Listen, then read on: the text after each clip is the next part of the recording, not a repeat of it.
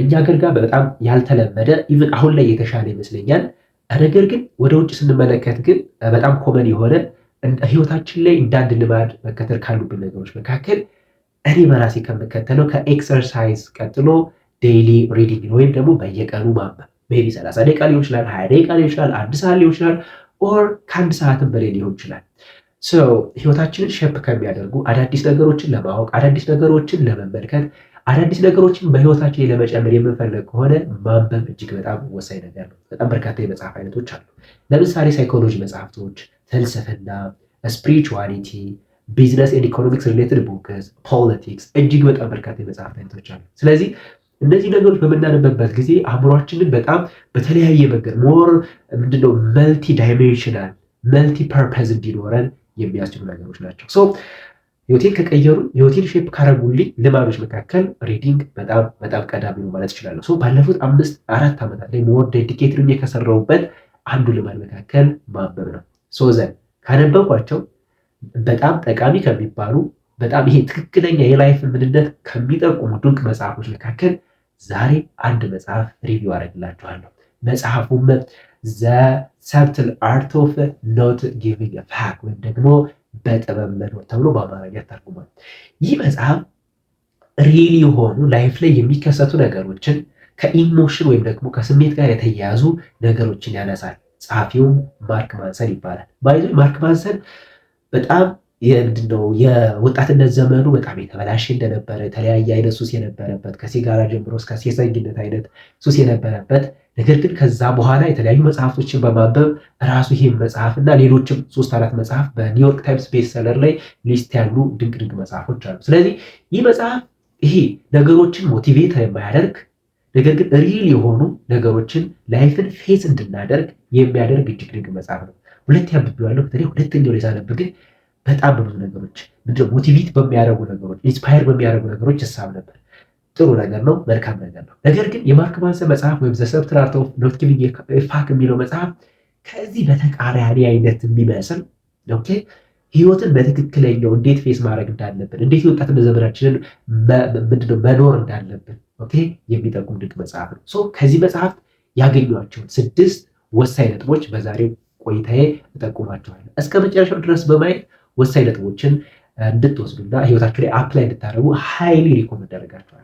የመጀመሪያው ዛሬ ልጠቁማችሁ ካሰብኳቸው ከዚህ መጽሐፍት ውስጥ ደስታ ችግር ነው ይላል። ማርክ ማንሰን ይህ ሊልበት የቻለ ነገሮችን ብዙ ጊዜ ካያችሁ በተለይ ይሄ ከሀያዎቹ መጀመሪያ አካባቢ እስከ 30ዎቹ አጋማሽ አካባቢ ብዙ ጊዜ ደስታን ቼዝ ማድረግ ነው የምንፈልገው። ደስታ ጥሩ ፊሊንግ አለው፣ ጥሩ ነገር አለው። ነገር ግን ደስታ የሚገኘው ደስታን በመፈለግ ደስታን ቼዝ በማድረግ ሳይሆን የሆነን ችግር በመፍታት ነው ይላል ማርክ ማንሰን።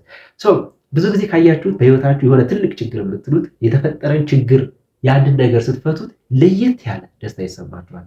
ስለዚህ ሁሌ ደስታን ምንድነው ቼዝ ማድረግ ደስታን መፈለግ ሳይሆን የሆነ ትልቅ ችግር መፍታት የበለጠ ደስተኝነት እንደሚያደርገን ይህ መጽሐፍ ይጠቁመናል። ስለዚህ the first principle ደስታ ችግር ነው። ኦልራይት ሁለተኛው ማርክ ማንሰን ደግሞ ያነሳው የተለየ አይደለም እኔን ጨምሮ ይላል።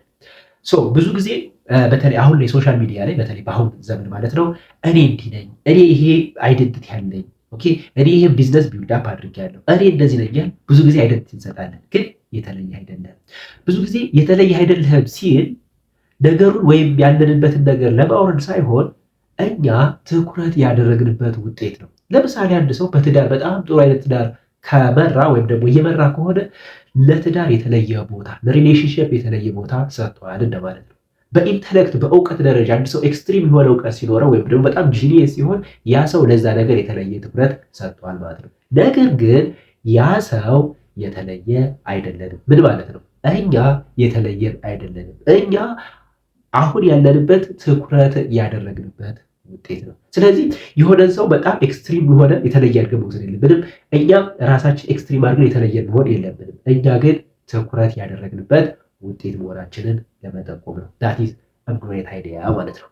ኦልራይት ሶስተኛው ማርክ ማንሰን በዚህ መጽሐፍ ውስጥ ደግሞ ሁልጊዜ እየመረጥክ ነው። ባይ ዘ ወይ ይህ በጣም ኢንስፓየር የሚያደርገኝ ወሳኝ ነገር ነው። ምንድነው? ላለመጸጸት። ለምሳሌ ማድረግ የለብኝም ነበር፣ ኦኬ ይሄን መፈጸም የለብኝም ነበር እያልን ብዙ ጊዜ ኮምፕሌን እናደርጋለን ለራሳችን ጭምር። ነገር ግን አሁን እያወራሁበት ባለው ቅጽበትም አሁን እየተናገርክ ባለበት መንገድም እየመረጥክ ነው። ሶ ምርጫ ብዙ አይነት አማራጭ አለ እና ማርክ ማንሰን ግን ምርጫችንን ማጥበብ ህይወትን የተሻለ ያደርገዋል ይላል። ብዙ ጊዜ ይህን አደርጋለሁ ይሄ ይኖረኛል ስንል አንዱንም ሳናሳካ እንቀራለን። ነገር ግን ምርጫችንን ማጥበብ በህይወት በጣም ወሳኝ ነገር ነው። ስለዚህ ምን ማድረግ ነው? ምርጫ የምንፈልገውን ነገር አስማች አስ ፖሲብል አስበን አሰላስለን መምረጥ የተሻለ ነው። ነገር ግን የምናገኘው ውጤት አሁንም 100% የፈለግነው ውጤት ላይሆን ይችላል። ነገር ግን አሁንም እየመረጥ ነው። ምን ማለት ነው? በህይወት ስንኖር ሁሌ እየመረጥ ነው። በየትኛውም ቅጽበት እየመረጥ ነው። ምርጫችንን ማስተካከል የተሻለ ህይወትን ለመምራት ያስችለናል። ፖይንት። ስለዚህ አልዓዛር በጣም ወሳኝ ነጥብ ይሄ መጽሐፍ ያነሳው ምንድን ነው? ሁልጊዜ እየመረጥክ ነው። ኦኬ አራተኛ በዚህ መጽሐፍ ውስጥ የተነሳው ደግሞ የሆነ ነገር ስራ መመሪያ። አንዳዘር ቬሪ ትሪክ ፖይንት ማርክ ማንሰን እዚህ መጽሐፍ ላይ ያነሳው ምን ማለት መሰላችሁ? ብዙ ጊዜ የሆነን ስራ ለመስራት የሆነን ነገር ለማከናወን የሆነ ሞቲቬት ኢንስፓየር ወይም ደግሞ ኤነርጂ ሌቭላችን ከፍ የሚያደርግ ኤክስተርናል ፋክተር እንፈልጋለን። እንዴት ቡክ ማርክ ማንሰን ግን የሆነ ነገር ስራ መመሪያ መከተል እጅግ በጣም አስፈላጊ ነው። ምን ማለት ነው? ብዙ ሰው የሆነን ስራ ለመስራት የሆነ ነገር ለማከናወን ኢንስፓየር፣ ሞቲቬት፣ ሞር ኢነርጂቲክ የሚያደርግ ኤክስተርናል ፋክተር ይፈልጋል። ነገር ግን ያ ነገር ደበረንም አልደበረንም ተመችንም አልተመችንም መስራት እንዳለበት እስካወቅን ድረስ መስራታችን የበለጠ በምናገኘው ውጤት ሞቲቬት እና ኢንስፓየር እንደምንሆን ያደርጋል። ስለዚህ በተለይ ሎንግ ተርም የሚባሉ ጎሎች በተለይ ሁሌ ኢንስፓየር አንሆንም ማለት ሞቲቬት አንሆንም ማለት ያን ነገር ለመጀመር ኦልሬዲ በተለይ የጀመርናቸውን ነገር ፕሮሰስ ያደረግናቸውን ነገር ለመስራት ምንድነው ሞቲቬሽን መጠበቅ እንደሌለብን ጀስት ዱ ኢት የሚባለው ላይክ ምንድነው የሚለው ጀስት ዱ ኢት ራይት። ስለዚህ ምንድነው የሆነ ነገር መስራት አለብን። ያን ነገር ስንሰራው ኢንስፓይሬሽናችን እና ሞቲቬሽናችን መምጣቱ የማይቀር ነው። ስለዚህ የሆነ ነገር ስራ መመሪያ ለምሳሌ የሆነ ነገር አሁን መሰራት እንዳለበት ዛሬ መሰራት እንዳለበት እናውቃለን፣ እቅድ ተቀታቅዷል። ነገር ግን እንዳንነሳሳ የሚያደርግ ነገር ቢኖር እንኳን you have to do that task immediately ማለት then the motivation the inspiration that more happiness will come later ማለት ነው። ስለዚህ ይህ በጣም በተለይ በጣም የወደድኩለት የሆነ ነገር ስራ መመሪያ የሚለው ፕሪንሲፕል በጣም አስፈላጊ ነው። ኦኬ ለምሳሌ ስፖርት መስራት ካለብህ መስራት፣ ወክ ማድረግ ካለብህ ወክ ማድረግ፣ መጽሐፍ ማንበብ ካለብህ መጽሐፍ ማድረግ አለብህ። ነገር ግን እነዚህ ነገሮች ሁሌ ሲሰሩ ምንድነው ሞቲቬሽናችን አይመጣም። ስለዚህ ሞቲቬሽናችንን መጠበቅ የለብንም። ስለዚህ የሆነ ነገር ስራ መመሪያ ህይወታችን ላይ በጣም መጠቀም ያለብን። ኦኬ አምስተኛ ማርክ ማንሰን በዚህ መጽሐፍ ላይ ያነሳው በቁርጠኝነት ውስጥ ያለ ነፃነት ይላል። ቁርጠኝነት በቁርጠኝነት ላይ ያለ ነፃነት ሲባል ይሄ በተለይ በጣም ትላልቅ ሰዎች የሚጠቀሙት አይነት ፕሪንሲፕል ነው ማለት ይችላል። ለሆነ ነገር ቁርጠኛ መሆን ማድረግም ሊሆን ይችላል፣ አለማድረግም ሊሆን ይችላል። ራይት ለምሳሌ ከሪሌሽንሽፕ ጋር ሊሆን ይችላል። ለምሳሌ ከአንድ ሰው ጋር ሪሌሽንሽፕ ከጀመር በቃ ለዛ ነገር ቁርጠኛ መሆን፣ ሌላ ዳይሜንሽን አለመፈለግ። እንደገና ደግሞ ትምህርታችንንም እየተማርን ከሆነ ለትምህርታችን ቁርጠኛ መሆን፣ ኦኬ ሌላ ነገር አለመፈለግ። ሌላ ደግሞ ይሄን መውሰድ ኤክሰርሳይዝ መስራት ካለብን ደግሞ ከቅድሙ ፕሪንሲፕል ጋር ይመሳሰላል። ግን ስፖርት መስራት ካለብንም ስፖርት መስራት እንዳለብን በቃ ቁርጠኛ በቃ ከሰኞ እስከ እሑድ ባለው በሳምንት 3 ወይም ደግሞ 4 መስራት ካለብኝ መወሰን፣ ቁርጠኛ መሆን። ቁርጠኛ ስንሆን ኢቭን በእንቅልፍ ወይም ደግሞ በመኝታም ይባላል። ማታ ላይ 4 ሰዓት መተኛት ካለብኝ በቃ 4 ሰዓት መተኛት፣ እስከ 12 ሰዓት ከሆነ እስከ 12 ሰዓት መተኛት። ይህን በምናደርግበት ጊዜ አንደኛ በዛ ሰዓት ውስጥ ወይም በዛ ጊዜ ውስጥ ሌሎች አክቲቪቲዎችን እንዳንቀበል፣ ሌሎች ኃላፊነቶችን እንዳንወስድ ወይም ደግሞ ትኩረታችን ወደ ሌላ ዳይሜንሽን እንዳይሄድ እጅግ በጣም ትልቅ የሆነ ነፃነት ይሰጠናል። ስለዚህ በቁርጠኝነት ውስጥ ያለ ነፃነት ሲል ነገሮችን መሆን ካለባቸው በነዛ ሰዓት ብቻ እነዛ ነገሮች ማድረግ። ኦኬ that's called በቁርጠኝነት ውስጥ ያለ በቃ ለነገሮች ቁርጠኛ መሆን፣ ለነገሮች በቃ በዛ ነገር ውስጥ ማድረግ አለብኝ የሚለው አይነት ነገር መከተል እንደማለት ነው። ራይት ሌላኛው የሚያስደነግጥ የሚመስል ነገር ግን በጣም ወሳኝ የሆነ የማርክ ማንሰን በዚህ መጽሐፍት ውስጥ ያነሳው 6ኛው ከዚያም ትሞታለህ ከሆነ ማለት በፊት ላይ ስለ ሞት ሲነሳ ወይም ደግሞ ሞት የሚባለው ቃል ሲነሳ በጣም ያስፈራኝ ነበረ። ነገር ግን ማርክ ማንሰን ፖዚቲቭ ላይ ነው ሞትን ያነሳው ከጓደኛው በጣም ከሚወደው ጓደኛ ጋር ከሆነ ጊዜ አብረው እያሳለፉ በጣም ብዙ ዓመት ጓደኛ የነበረውን ካጣ በኋላ ነው ይችን ርዕስ ለመጠቀም ይሞክራል። ምን ማለት ነው? ነገሮች ኤክስትሪም አለማድረግ። ለምሳሌ ኤክስትሪም ደስታ ወይም ደግሞ ደስታ እናውቀዋለን። ደስታ ምንድን ነው የሚለውን ነገር ኤክስትሪም የሆነ ደስታ ሲሆን ግን ልክ እንዳልሆነ፣ ኤክስትሪም ዲፕሬሽንም ልክ እንዳልሆነ፣ ነገሮች እንደሚያልፉ የትኛውንም አይነት ሰክሰስ አምጣ፣ የትኛውም ስኬት አምጣ መሞት አይቀርም። ከዚያም ትሞታለህ። ምን ማለት ነው? አንደኛ መልካም የሆኑ ነገሮችን ለመስራት፣ አሁንን ለመጠቀም፣ ጊዜን ለመጠቀም፣ ለሌሎች ከሌሎች ጋር ያለን ግንኙነት ለማሻሻል፣ ከኛ አልፈን ሌሎችን ለማገዝም መጠንከር እንዳለብን። ምክንያቱም የሆነ ለጋሲ የሆነ መልካም ነገርን ጥለን ማለፍ እንዳለብን።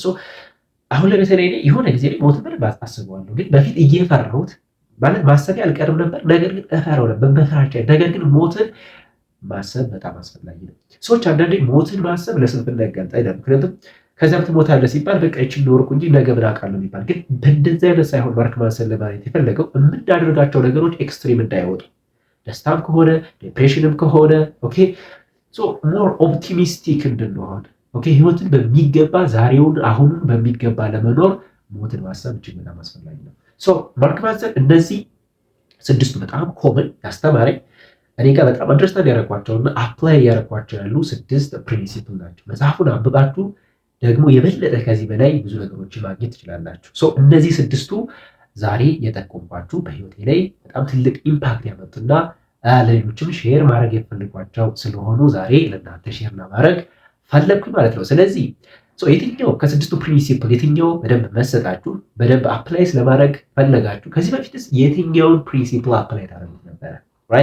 ይህንን ኮመንት ላይ ካላችሁ ኮመንት ላይ ጻፉልኝ። እንዲሁም ደግሞ ለቻናሉ አዲስ ከሆናችሁ ሰብስክራይብ አድርጉኝ። ባይ ዘ ወይ ይህ ቻናል ሞር እነዚህ ቴምፖራሪ የሆኑ ነገሮች ሳይሆን የሎንግ ተርም ፖዚቲቭ ኢምፓክት የሚያመጣ ቻናል ስለሆነ ቻናሉን ሰብስክራይብ አድርጉት፣ ለጓደኞቻችሁ ሼር አድርጉልን። በሚቀጥለው ደግሞ እጅግ በጣም ጠቃሚ አስተማሪና ወሳኝ የሆነ ላይፍ ፕሪንሲፕል ይዘንላችሁ እንመጣለን። ጊዜያችሁን ሰጥታችሁ ስላያችሁን ከልብ እናመሰግናለን።